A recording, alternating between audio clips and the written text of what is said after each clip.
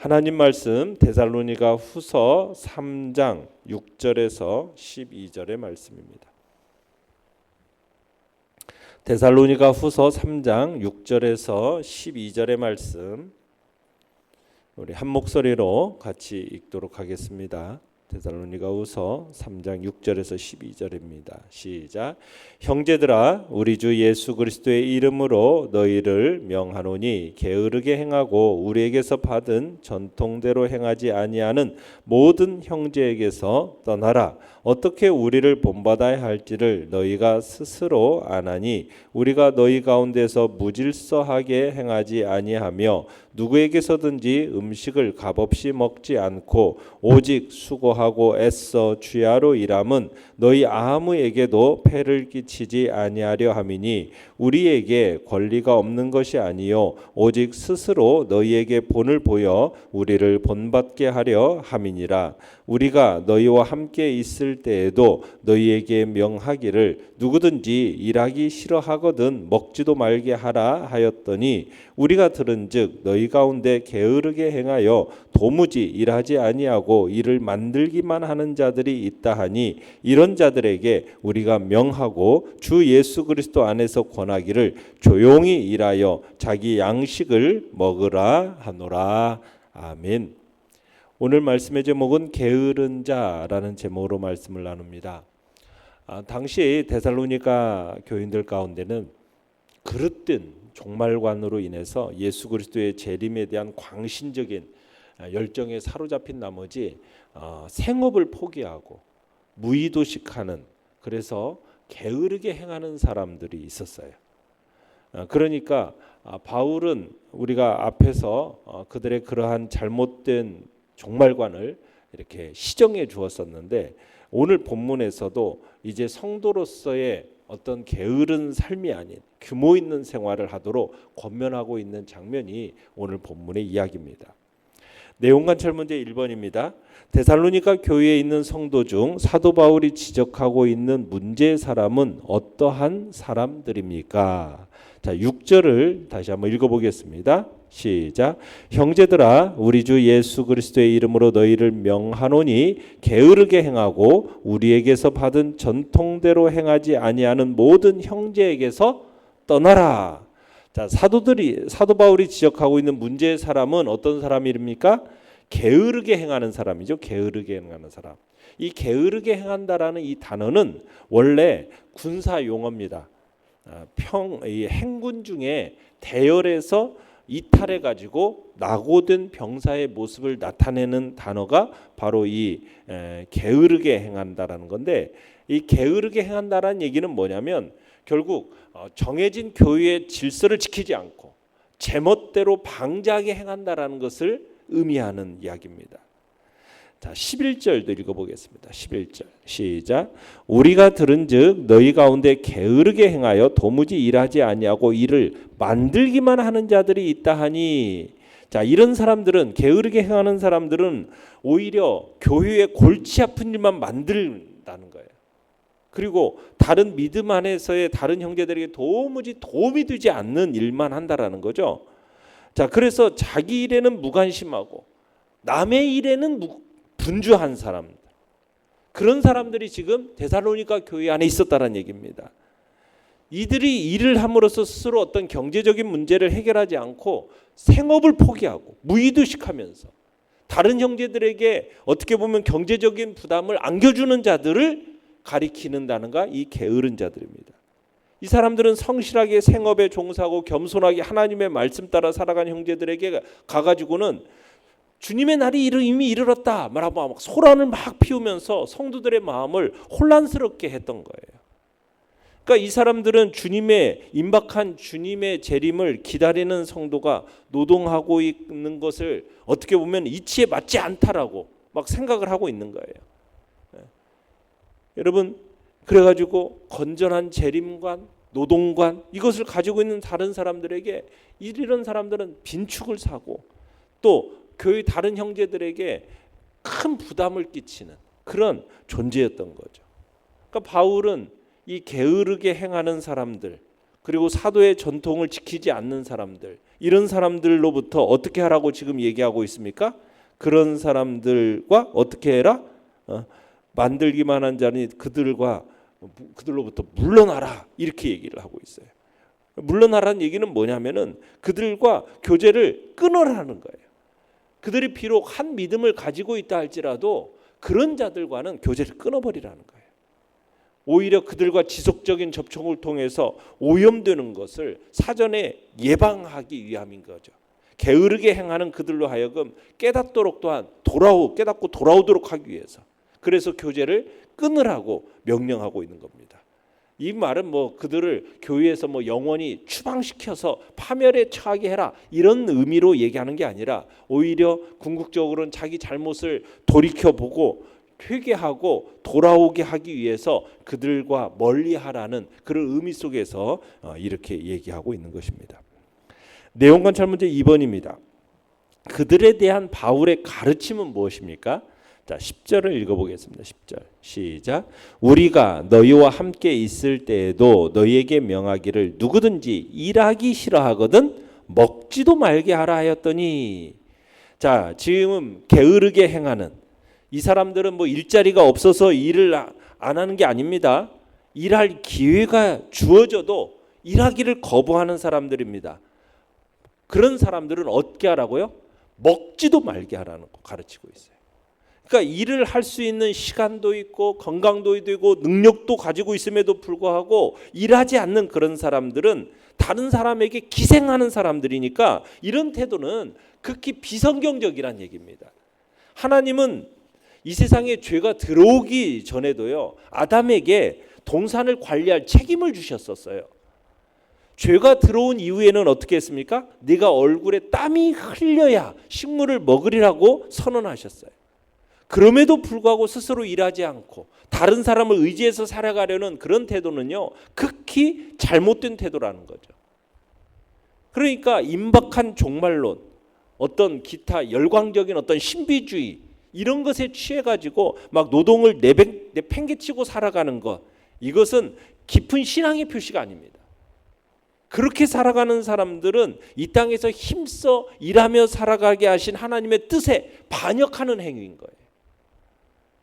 12절도 읽어보겠습니다. 12절 시작. 이런 자들에게 우리가 명하고 주 예수 그리스도 안에서 권하기를 조용히 일하여 자기 양식을 먹으라 하노라. 일하는 것에는 도무지 관심도 없고 오로지 다른 사람의 일에 참견하면서 다 참견하러 다니는 사람들, 그런 사람들을 직접 겨냥해가지고 바울이 뭐라고 합니까? 엄중하면서도 온화한 태도로 지금 명령하고 있는 겁니다. 당시 데살로니가 교인들 사이에서 팽배했던 이 재림의 임박설, 그것의 뜬소문으로 인해서 막 흥분된 마음을 가라앉히라는 거예요. 평온한 마음의 상태를 유지하라는 거예요. 그리고서는 조용히 자기 스스로 힘으로 일하면서 자기의 번 소득으로 생계를 꾸려나가라, 지금 그렇게 명령하고 있는 겁니다. 종말을 이유로 해가지고 힘은 있으면서도 능력은 되면서도 스스로 일하지 않고 남에게 빌붙어서 먹고 살아가는 사람, 이런 사람은 하나님 앞에 결코 합당치 않은 자다라, 그렇게 하나님 앞에 설 수 없는 자다, 지금 얘기하고 있는 것입니다. 연구와 묵상 문제 3번입니다. 자, 이 게으름의 문제를 바로잡기 위해 바울은 자신들이 사역했을 때의 모습을 예로 들어서 설명을 하고 있습니다. 자, 이런 설명에서 드러나는 바울이 가르치는 일상의 삶과 일에 대한 원리가 무엇입니까? 자, 7절에서 9절까지를 다시 한번 읽어보겠습니다. 시작. 어떻게 우리를 본받아야 할지를 너희가 스스로 아나니 우리가 너희 가운데서 무질서하게 행하지 아니하며 누구에게서든지 음식을 값없이 먹지 않고 오직 수고하고 애써 주야로 일함은 너희 아무에게도 폐를 끼치지 아니하려 함이니 우리에게 권리가 없는 것이 아니요 오직 스스로 너희에게 본을 보여 우리를 본받게 하려 함이니라. 여러분, 바울과 그의 동역자들은요, 복음을 전하는 일에 노력하면서도 뭐 했다라고 해요? 스스로 일했다라는 거예요. 그래서 성도들에게 경제적인 부담을 끼치지 않으려고 했다라는 거죠. 그러면서 게으르게 행하는 이런 자들과 비교가 되는 거예요. 그러니까 바울을 본받아서 질서 있게 생활하는 것, 이게 당연하다는 사실을 지금 강조하고 있는 것입니다. 바울과 그와 함께 한 동역자들은요, 데살로니가 성도들에게 복음을 전할 때 어떻게 해서든지 아무에게도 폐를 끼치지 않으려고 스스로 힘써 일했다라는 거예요. 이것은 데살로니가 성도들도 이미 알고 있는 사실이라는 거죠. 그리고 그것은 자기들을 본받아야 할 삶의 모습이라는 사실을 알고 있었던 겁니다. 그래서 바울과 그 일행들은 지금 데살로니가에서 전도할 때 대우를 이탈한 지금 나고병처럼 살지 않기를 지금 권면하고 무질서하고 방자한 삶을 살지 않도록 이야기하고 있는 것입니다. 그러면서 지금 바울은 성도들에게 지금 경제적인 폐를 끼치지 않으려고 바른 전도 사역 와중에도 스스로의 손으로 일을 하는 그런 자비량 선교를 했던 거예요. 그러니까 바울 자신은 교인들에게 손을 벌리지 않고 어쨌든 스스로 돈을 벌어서 생계비를 충당하려고 했던 그런 모습이 있었던 겁니다. 바울은 복음 전하는 자가 복음으로 말미암아 산다. 이 원리를 잘 알고 있었어요.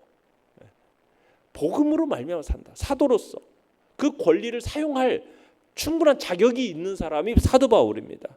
그런데도 불구하고 성도들에게 부담을 조금이라도 주지 않기 위해서 살해를 받지 않았어요.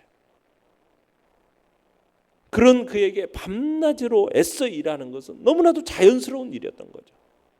어쨌든 선교지에서 성도들에게 경제적 부담을 주지 않으려고 스스로 손으로 일했다라는 사실, 이것을 조금이라도 알았다면 이것을 알아주기를 바울은 간절히 바랬던 거죠.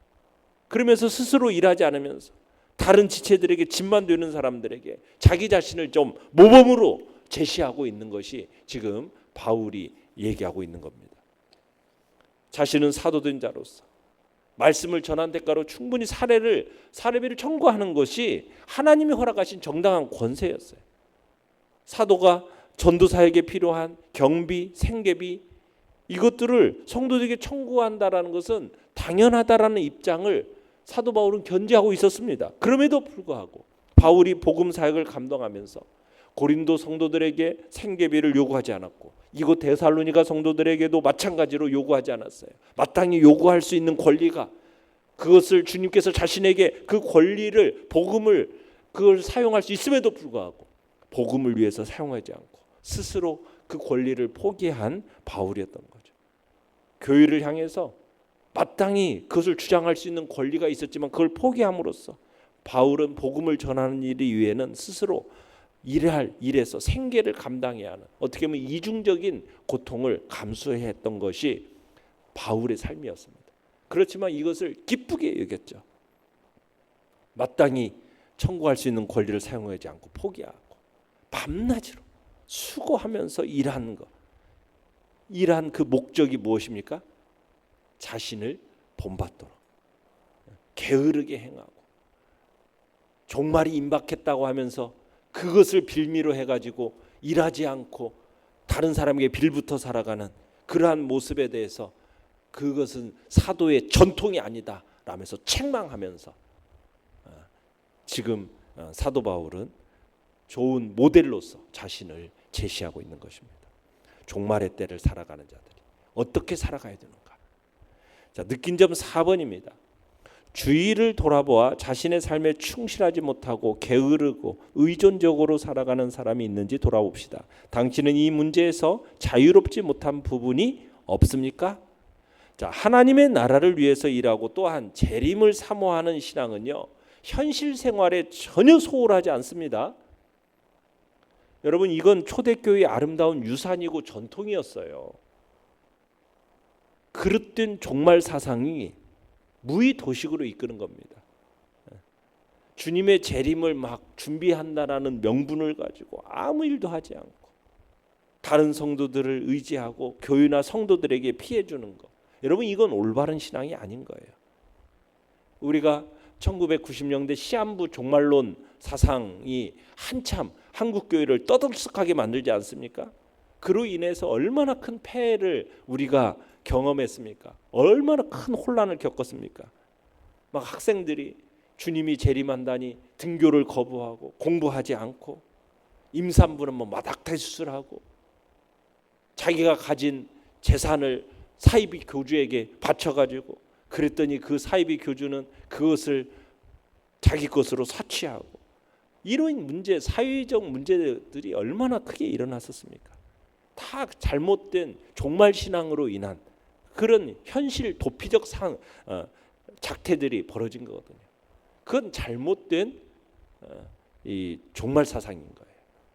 시한부 종말론은 잘못된 겁니다. 하나님은 우리에게 어떤 날짜를 가르쳐 주지 않았어요. 날짜를 왜 가르쳐 주지 않으셨겠어요?